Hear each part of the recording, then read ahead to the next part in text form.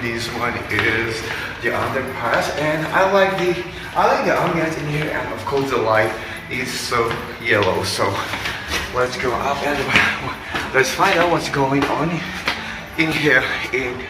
So okay, right now is I'm gonna go all up. It's a little bit like noisy, and right now it's not so busy. And of course, let's find out. And we're gonna go to the way to work. And syempre sometimes pag winter na, it's winter right now.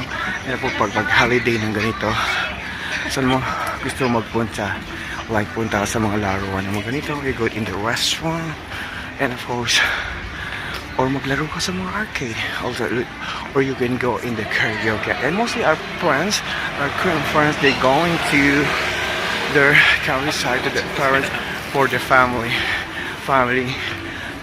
gathered. Yes, parang reunion din kasi ang New Year's eh. Like it's kung haifa sa yung mga swerte. So, right here is the set. So, let's find out. And mamaya madaling araw, we're gonna see what's going on mamaya madaling araw. Yes mga Jawarga, dahil Korean Lunar New Year for today, simply I give you a little bit more too, and we talk about many things, fun things, sometimes funny thoughts, and of course, the honesty too much. And kung pagsinasa natin Korean New Year, and of course, ito ang kanilang mga gift set na they give to their friends or their family, and especially ang kanilang mga what you call it, the fruits right in here. Wow, pwedeng like a gift set. Wow, this one is like 45,000 one, and for it with this one it's really good. And I'm gonna take you a look right in here. Wow, this one is really good too. Ang kanilang mga gift set right in here, ang kanilang mga sharas, and of course like this one. Right, this one is really good for making like a gift to everybody. I wanna go inside buy something, but it might be like later. Kung haifa, so sure New Year, ang mga Jawarga, and of course they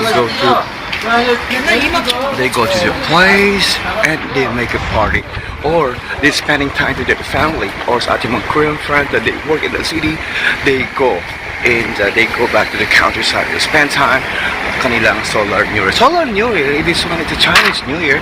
Sineselebrate nila in China, South China, and of course Eastern China, Western China, and of course right here in Korea too. And right.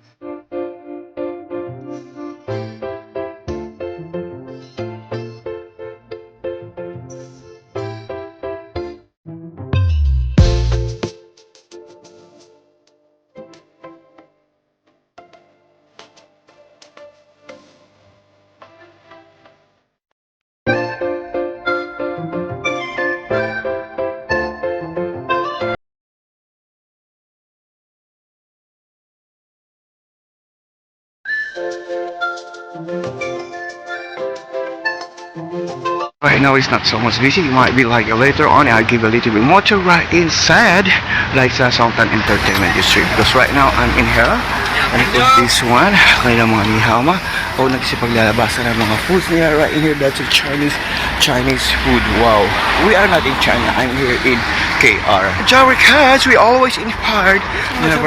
Jawarga kung haifa is nighttime, and of course right now it's almost like a 7, not even 7, medyo tahimik right in here, and in the street where I'm gonna stay, and of course close to my house. So we're gonna go in downtown. Let's find out and what's going on about the Solar New Year, Chinese New Year. So let's go in downtown.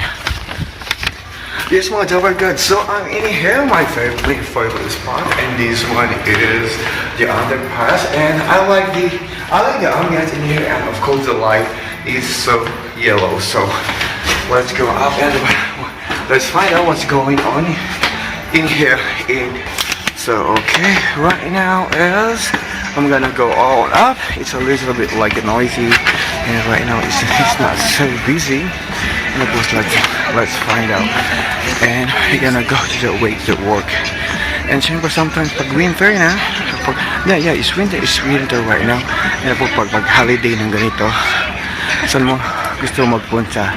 Like punta ka sa mga laruan ng mga ganito, you go in the restaurant, and of course, or maglaro ka sa mga arcade. Also, or you can go in the karaoke. And mostly our Korean friends, they going to their country side to their parents for the family gathered. Yes, parang reunion din kasi ang New Year's eh. Like it kung haifa sa yung mga swerte. So, right here is the set. So, let's find out. And mamayang madaling araw, we're gonna see what's going on. Mamayang even like our friends Korean, they're not going outside. It might be they gathering together tomorrow until Wednesday.